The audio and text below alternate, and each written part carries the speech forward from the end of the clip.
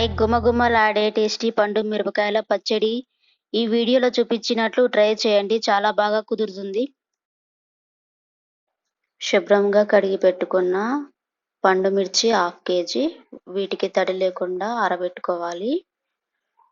Next చింతపండు 120 గ్రాములు పొట్టు లేకుండా శుభ్రం చేసి పెట్టుకోవాలి. నెక్స్ట్ గల్లుప్పు 100 గ్రామ్స్ తీసుకున్నా నాకు సరిపోతుంది. నెక్స్ట్ 2 వెల్లుల్లి గడ్డలు, వీటిని శుభ్రంగా పొట్టు లేకుండా తీసి పెట్టుకోవాలి. 1 స్పూన్ మెంతులు, ఆవాలు, జీలకర్ర. ఇప్పుడు స్టవ్ ఆన్ చేసుకొని జీలకర్ర, ఆవాలు, మెంతులు వేసి దోరగా వేయించుకోవాలి. లో ఫ్లేమ్లోనే పెట్టాలి. ఇవి కలర్ చేంజ్ అయ్యే వరకు అలా వేయించుకుంటూ ఉండాలి. ఇప్పుడు మిరపకాయలు చిన్న చిన్న ముక్కలుగా కట్ చేసి పెట్టుకోవాలి. ఇలా చిన్న ముక్కలుగా కట్ చేసి మిక్సీలో వేయడానికి ఈజీగా బాగుంటుంది. ఇలా మొత్తం కట్ చేసి పెట్టుకోవాలి. ఇలా కొంచెం కొంచెంగా మిక్సీలో పట్టుకోవాలి. నేను చూపిస్తా ఎలా పట్టుకోవాలో. ఫస్ట్ మిక్సీలో మెంతులు, జీలకర్ర, ఆవాలు మెత్తగా గ్రైండ్ చేసి పెట్టుకోవాలి. పలుకులు లేకుండా మెత్తగా వచ్చేదాకా పట్టుకోవాలి. అలా అయిపోయిన తర్వాత అదే మిక్సీ గిన్నెలో సరిపడినంత వేసి కొంచెం బరకగా పట్టాలి. ఫస్ట్ టైం పట్టిన తర్వాత సెకండ్ టైంకి కొంచెం మిరపకాయలు వేసి దాంట్లో కొంచెం చింతపండు, సాల్ట్ వేసి కొంచెం కొంచెం ఆగి పట్టుకోవాలి. మొత్తం అలా మిక్స్ అయ్యే వరకు పట్టుకుంటే అలా సరిపోతుంది. అలా 2 టైమ్స్ అయిపోయిన తర్వాత లాస్ట్ వెల్లుల్లి రెబ్బలు కొంచెం బరకగా పట్టుకోవాలి. మెత్తగా కాకుండా చూసుకోవాలి. లేదు మీకు రోల్ ఉందంటే రోల్లో దంచి పెట్టుకోవచ్చు.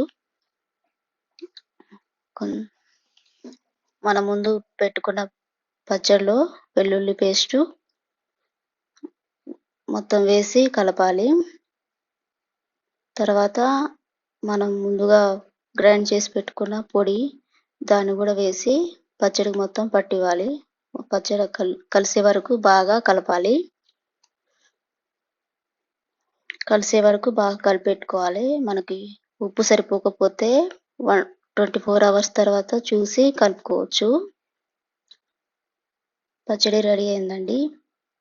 దాన్ని ఎలా తాలింపు పెట్టుకోవాలో చూపిస్తాను.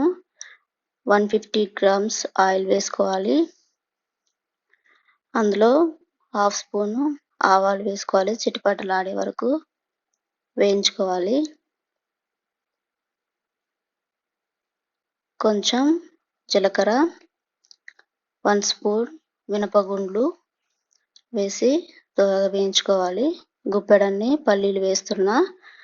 పల్లీలు చాలా టేస్టీగా ఉంటాయండి పచ్చడిలో తింటుంటే. అవి దోరగా వేగే వరకు ఉంచుకోవాలి. దోరగా వేగాక అందులో 2 రెమ్మల కరివేపాకు మరియు 5-6 వెల్లుల్లి రెబ్బలు, కొంచెం పసుపు వేసుకోవాలి. వేసుకొని మరి మాడనివ్వకుండా స్టవ్ ఆఫ్ చేసేసుకోవాలి. సరిపోతుంది. ఆ వేడికి అవన్నీ మగ్గిపోతాయి. స్టవ్ ఆఫ్ చేసుకోవాలండి. స్టవ్ ఆఫ్ చేసుకొని గోరువెచ్చగా అయ్యే వరకు చల్లారబెట్టుకోవాలి 5 నిమిషాలు. మనం ముందుగా ప్రిపేర్ చేసుకున్న పండు మిరపకాయల పచ్చడిలో తాలింపు చేసుకున్న ఆయిల్ మొత్తం పూర్తిగా కలిసే వరకు మంచిగా కలుపుకోవాలి. అలా పూర్తిగా మిక్స్ చేసుకోవాలి. ఆయిల్ మొత్తం సరిపోతుంది. నాకు 150 గ్రామ్స్ ఆయిల్ సరిపోయింది. మీకు కావాలి అనుకుంటే ఇంకా ఎక్కువ వేసుకోవచ్చు. రెడీ అండి పండు మిరపకాయల పచ్చడి. చాలా టేస్టీగా, కొత్తగా ట్రై చేసే వాళ్ళు కూడా పర్ఫెక్ట్గా వస్తుంది.